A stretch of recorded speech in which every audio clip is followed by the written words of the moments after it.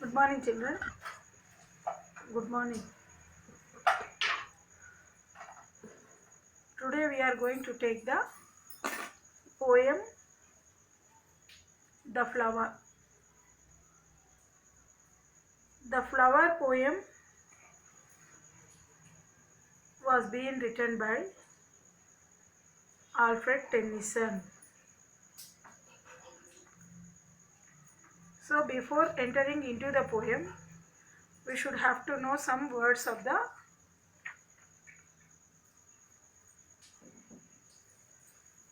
questions that has to be known for you. So we should have to see about the person Alfred Tennyson, and also we should have to use what is the brief introduction of the poem that has been given. So we are going to see what is the introduction of Alfred Tennyson and what are the things that he has explained in the poem. Then we should have to know about the poem. So totally what is about the poem.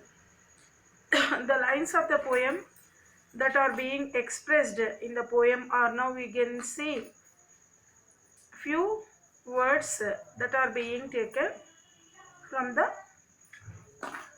this poem there. So you can have now the simple points which are going to be taken from the poem, which has to be understood by these making view of the points, and also you can make use the central point of the poem that has to be given to the qualities of the poem which has been existing now, and it is stated with the moral story of the flower. So this makes you to yield or the famous poem of the Tennyson, and also we shall see we can also conduct the discussion of the lines of the implications of the poem with the flower as an example there. So these familiarity breeds are there, and we shall see that the content of that is being said to this proverb and is valid using the words of the poem that has been expressed in the poem The Flower. So before entering into these poem, you should have to see some ideas and some of the things that are to be added or to be known with some of the concepts that are being given in the knowing terms of the words there. And what are the words that are there, you can see now, and you can have the idea of them. So you can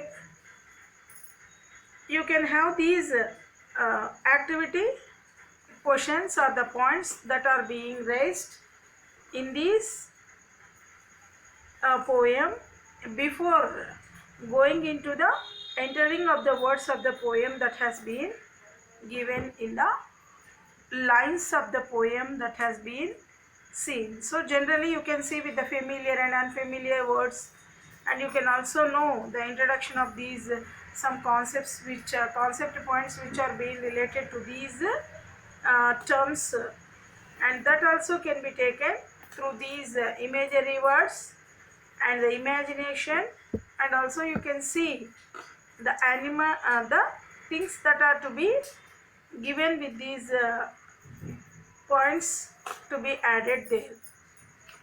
And we shall go thorough through these lines of the activity of the questions that are being expressed now in this poem there. So you can have the points that are to be added there now, so that you can see what is the point and what are the qualities that are being added to the words of the poem Alfred Tennyson. So the first point, you can see that how you are going to have your respondents to the new idea, and that is also you can see the response, how it is coming when the idea is being given to anybody, or and also you can see that you can have to be the changes that are to be done according to the ideas or even the responding of the things that are to be kept together in these status queue also. So you can see that you can also have the preference of the status queue there, and what is that status, then how you are going to respond to the new idea, and how the change is going to come in the welcoming of the lines of the poem. So when you reach to the second point of the poem, we are more comfortable with familiar or the unfamiliar words. So you can see that this is the familiarity and the unfamiliarity of the words that are more comfortable to the words of the poet that has been used. Can you name a few things? Now with the third point of assumption, we got can you name a few things that were exclusive? So that were exclusive a few years ago, but we have come common now. So now you are going to see in the previous years or in the previous years ago, you are going to see that these are the few things that are being exhibited in the years back there. So those years back now they became a common now. Then from the fourth point, do you remember the reaction of the people there? So do you remember the reaction of the people when computers were introduced? So now it is a time it came from this point, because first question of the status itself we got that how do we usually respond to the new idea, and what is that new idea, and do we welcome change. Then now we are going to ask with the change in the concept that is being introduced in the reaction of the common people when these computers or satellite television is made into the Indian entry. Okay, so you can follow that these are the two communications.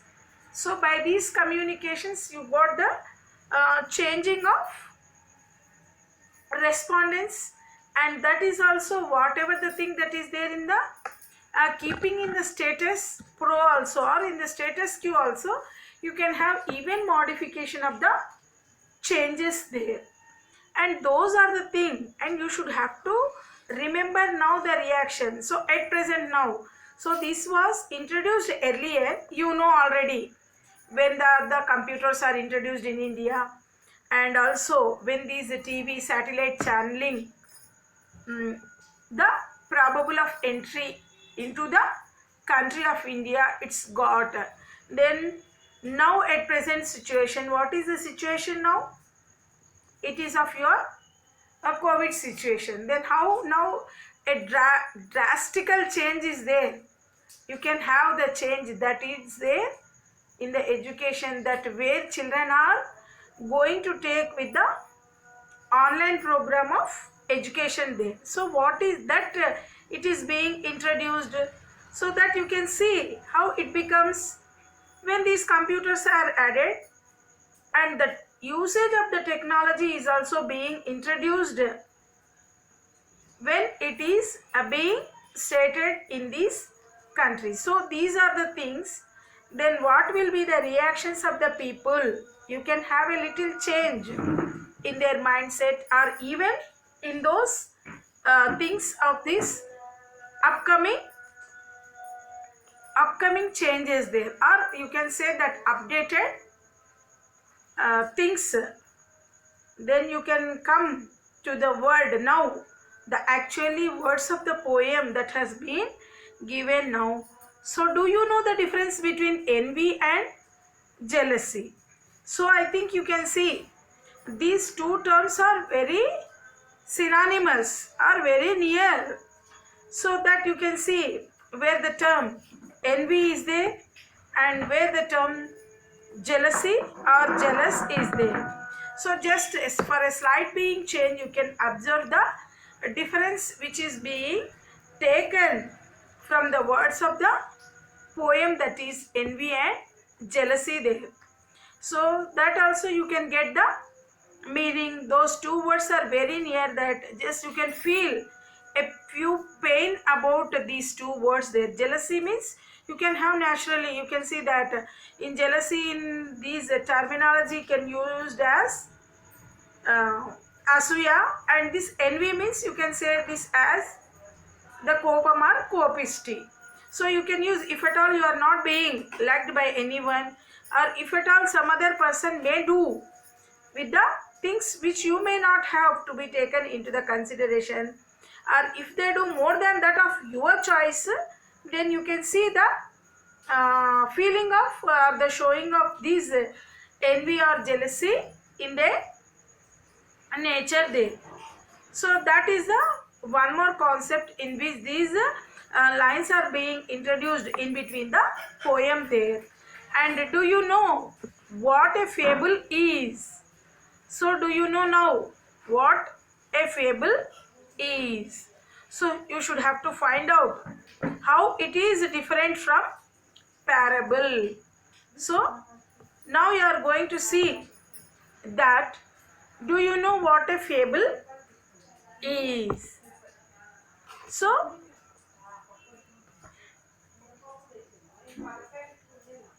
what do you know what a fable or animals is?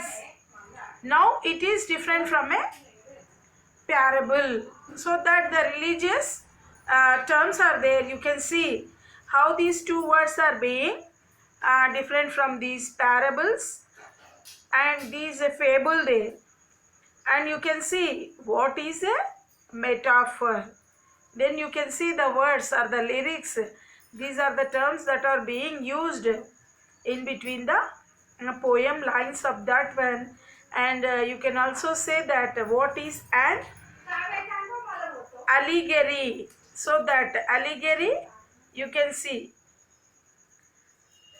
what is the common factor between parable, fable, allegory and metaphor there. So you can use the words there. What are these words? And you can find out the common factor that may exist in between these fable, parable, allegory and metaphor there. So now these are the common words when these Tennyson is being used in the introduction of the lines of the imagination of the words of the poet thoughts there. So these are the words, or these are the elements that are used in the poem there.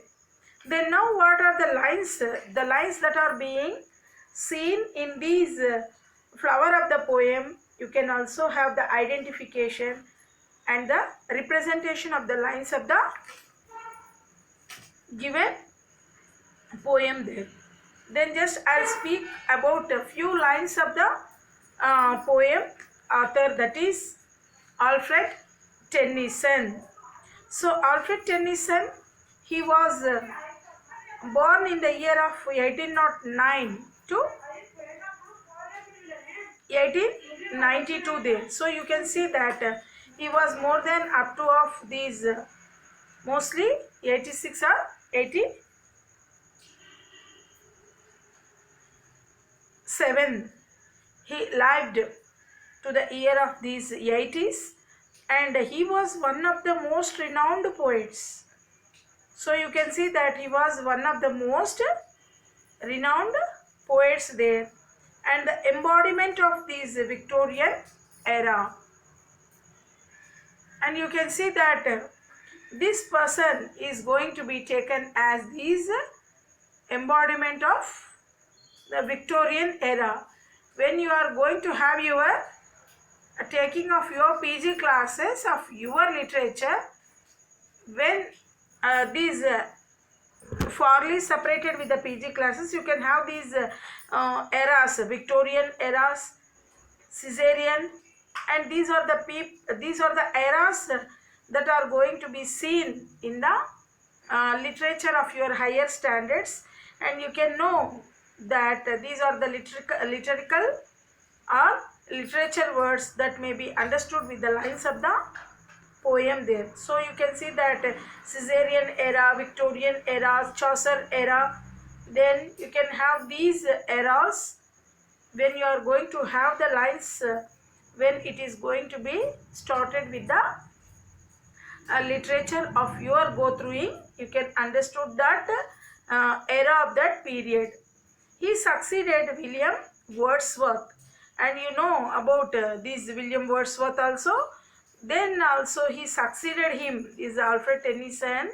He succeeded William Wordsworth as the poet laureate of England. So he became, by the succeeding of William Wordsworth as a poet laureate of the England, and that was held at the position in the year of 1850 there. So until his death, or until his death in the year of 1892, so he was there in the place of England, and that position is held from 1850 until his death in 1892. Although as the official poetic spokesperson, although he is the official poetic spokesperson, he often felt obliged to celebrate the rise of industrial and mercantile England during 19th century.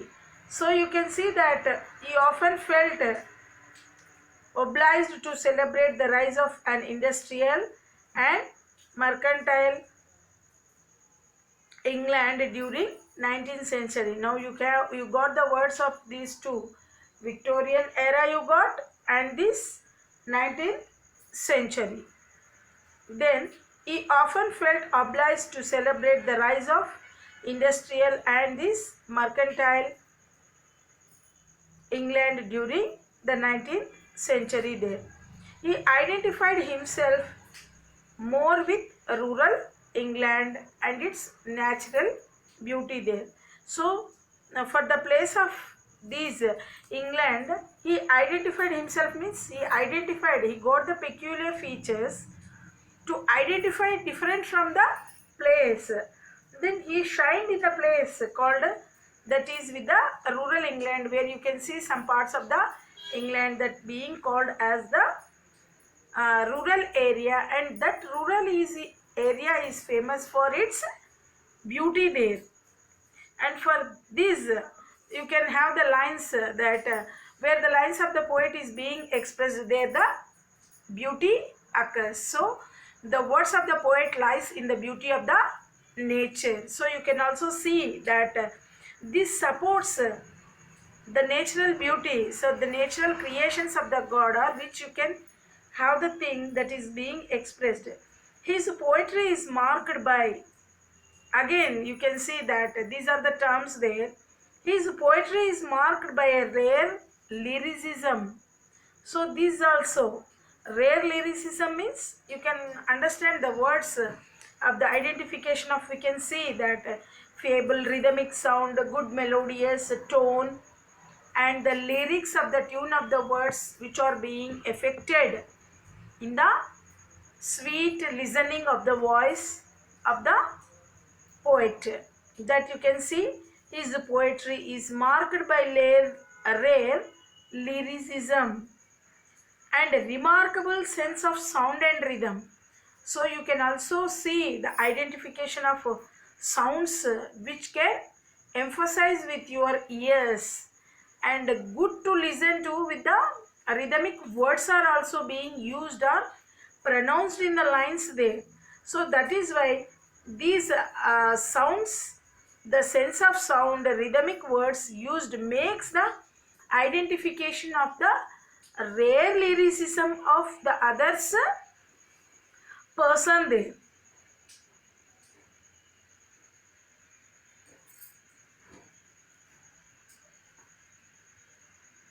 His poetry is marked by rare lyricism, and remarkable sense of sound and rhythm. The Lotus Eaters, 20 minutes. The Lotus Eaters, Ulysses, and In Memoriam. So you can see that the Lotus Eaters, Ulysses, and In Memoriam are some of Tennyson's famous poems there.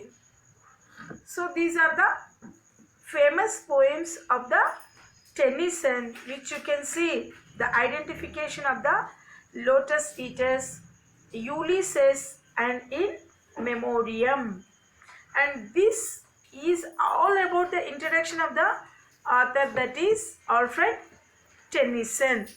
So you can have these the words that can be seen or that can be identified between the lines of the poet, where you can see that his period of era, Victorian era, and he is also succeeded with William Wordsworth as the Poet Laureate of England, and the position of his person in the year of 1852 until his death date.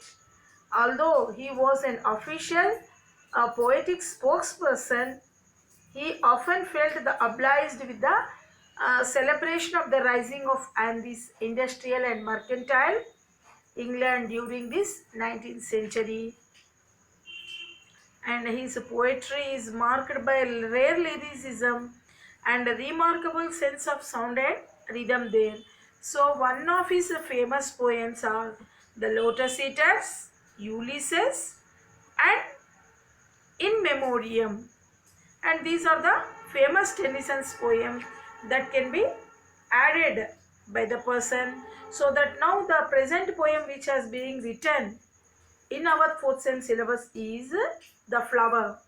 So, or you can also call it as The Flower. Simply, now at all you are going to spell with the good pronunciation of English. You can use The Flower, and that was being written by this Alfred Tennyson. Now we shall have the brief lines of the poem of these flower lines that can be taken. So this poem first published in the year of 1864. So he has been given with the year 1864 is the year. As a part of volume of the poems, The Flower is a delightful short poem. So that this Alfred Tennyson, he called this poem as My Short Fable. So, or My Little Fable. Fable, little means these are the few lines of the small lines that can be shine in a delightful words of them, in which now at presently you can have the giving of another sentence to that flower that can be called as this My Little Fable. The poem is a very comment on how the people react to do something. So you can see that the poem is very comment. So you can give the very comment and how people react to something new and original there. And to begin with, people are unsure. So to begin with, the people are unsure and apprehensive. They reject the unfamiliar as worthless and harmful. And that can be seen now with the having of the rejectance of these unfamiliar, worthless, and harmful there. And you can use those words, but they are also curious and envious. So how the words are there? They are curious, envious, and they want to appropriate the new. So they want to see and they want to appropriate the new. After a while, the new is adopted and widely assimilated. So you can see for this is the example they have been given. The introduction of the computers and the satellite communications in India. So a quite change is there. So that is why he also, after a while, now he is saying a new is adopted widely and assimilated into the old. So old is kept aside when the new comes into the use. So that is also being taken. After a while, when the new is adopted widely and assimilated into the old, it loses its novelty and becomes commonplace. So when it is there like that, it loses its identity and it gives that the poem gives the implicity and that becomes a commonplace to the giving of the lines of the author there. Once again, the people lose interest in it and abandon it as a useless. So you can see that people lose interest in it and abandon it as useless. So this simplicity, the poem suggests that we should have the courage of our convictions. So we should have our convictions, the courage of our convictions, and we should have to act accordance with our belief and unmindful or praise of criticism there. So we should have to follow our beliefs, unmindful or praise or criticism there. And the new idea that the poem is referring to remain deliberately unspecified and is left to the imagination of the reader. So you should have to see that the poem is referring to the remains deliberately unspecified and is left to the imagination of the reader there. And different readers have interrupted or different readers have interpreted the flower representing different things. So this flower as representing different things, the industrial revolution and its products of these Christianity and Tennyson's own poetry and its imitators. However, Tennyson suggested that poem is being read as the universal applause or parable there. So you can see that this poem is to be giving in the suggestiveness to the universal applause and parable there. So whatever the words that are being given to be taken into this industrial revolution and the products that can be taken into the terms of Christianity and Tennyson's poetry has been giving its imitators there. Then, however, you are going to have your Tennyson suggesting the poem to be read as the universal applause and parable. So now you can see the lines how the poem is being given. Once in a golden hour, so the lines of the poem, once in a golden hour, I cast to earth a seed. So I cast to earth a seed. Up there came a flower. So it came a flower. The people said a weed. To and fro they went. Through my garden, brower or bower. And muttering discontent there. And cursed me and my flower. So you can see that once in a golden hour, I cast to earth a seed. Up there came a flower. The people said, so whatever the people said, that is a weed. To and fro they went, through my garden, bower there. And muttering discontent, this cursued me and my flower. So when you are going to have your cursive there, then you can have to give the words in a cursive and my flower. Then it grew so tall. So this flower grew so tall. It wore a crown of light, but thieves from over the wall. You can see that it grows so tall. You can have these. It wore a crown of light, but thieves from over the wall stole the seed by night. So still we shall stop to the lines of the poem till here. The remainings of the lines are being continued in one more session.